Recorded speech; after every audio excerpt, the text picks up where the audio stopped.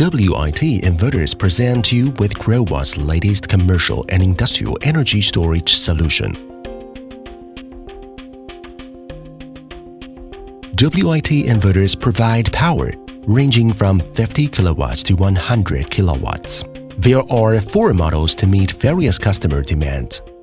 -HHU models incorporate PV input with up to 10 MPPTs, and the -HU-AU models integrate on-off grid switch.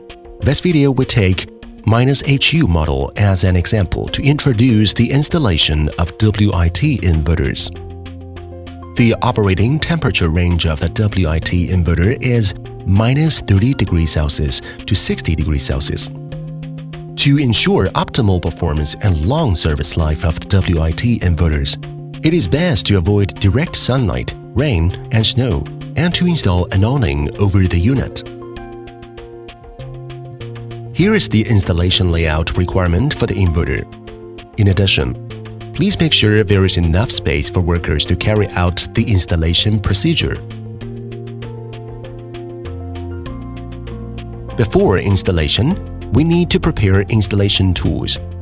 Here are all the equipment needed in the installation of WIT inverter. Notice: please read user manuals carefully before installation.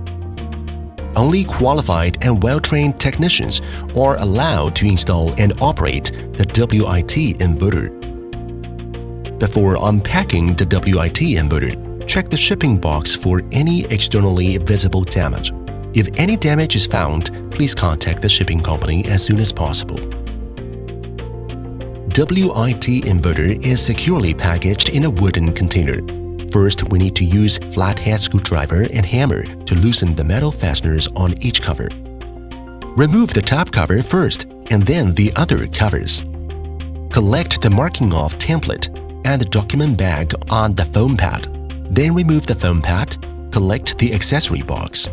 Use wrench to loosen and remove the metal fixings on the bottom of the inverter. After unpacking the WIT inverter, check if the scope of delivery is intact and complete. Refer to this table in the manual and check the following items.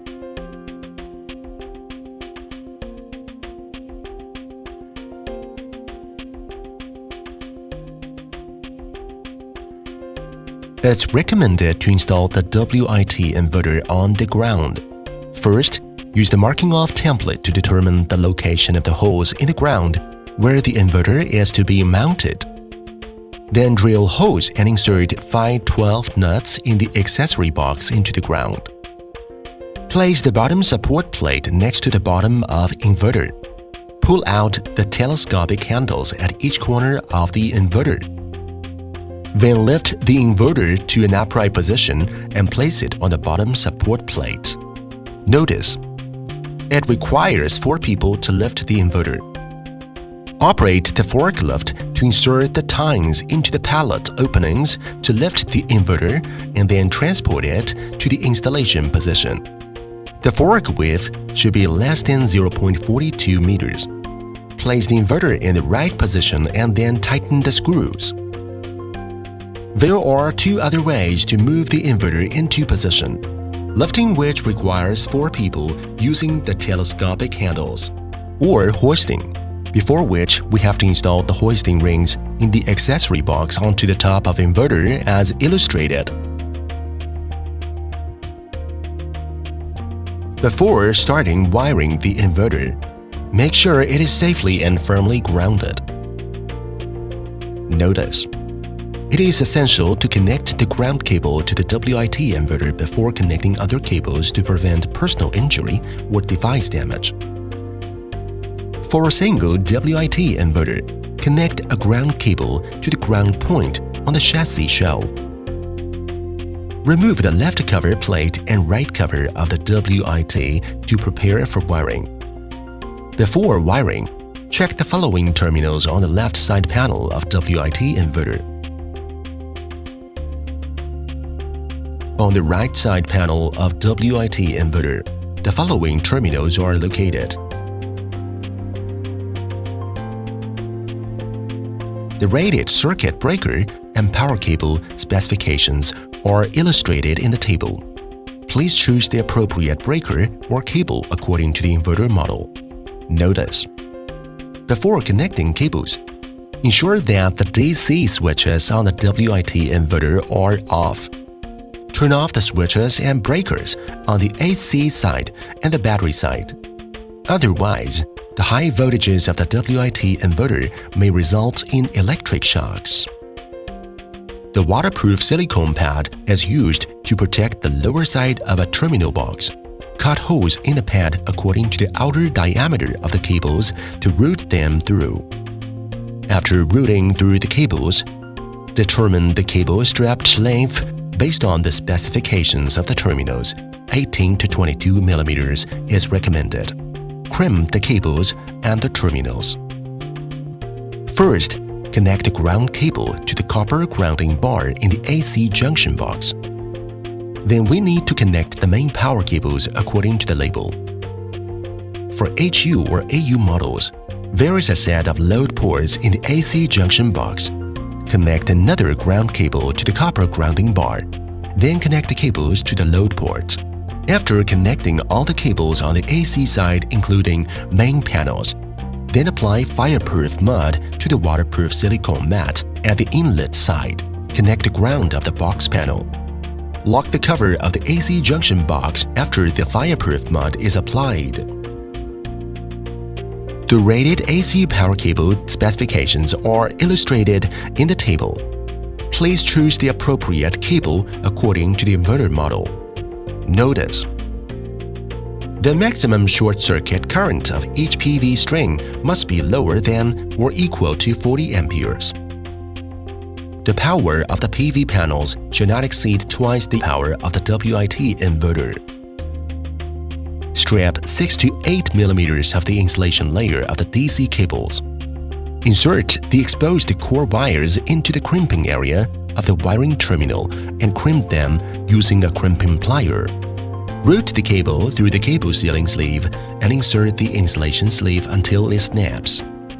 Then tighten the locking nut. The PV terminals are located on the right side of the H or HU model inverters as illustrated. A or AU models do not have PV terminals. Remove the dust cover of the PV terminal according to the number of PV terminals to be used. Insert the positive and negative connectors of the PV modules to the corresponding terminals of the inverter. The battery terminals are located on the right side of the inverter as illustrated. Remove the dust-proof cover and connect the battery cables to the battery terminals on the inverter. After connecting the main battery power cables, bind power cables at the reserved position. The BMS AC port is used for supplying power to the BMS of APX commercial battery.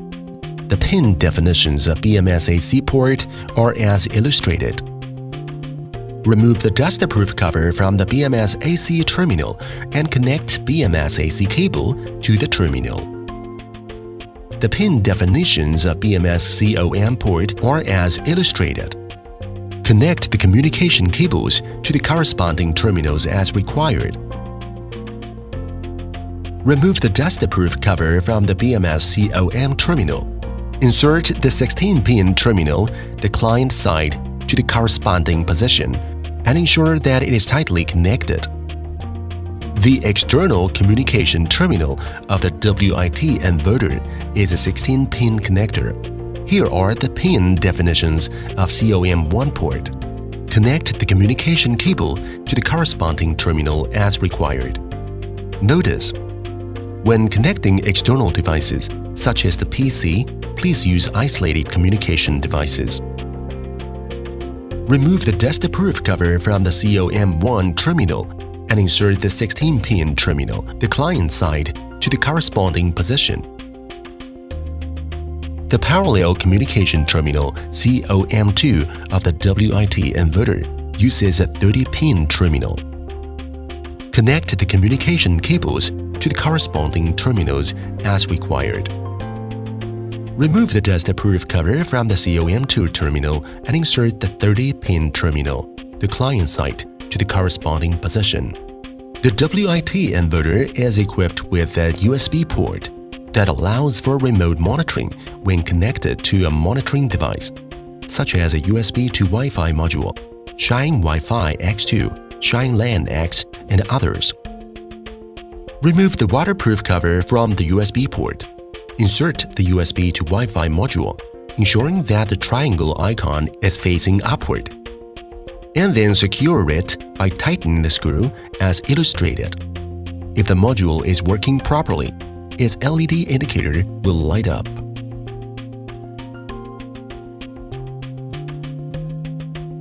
After installation, please refer to the table in the user manual and check each item. Follow these steps to turn on the inverter.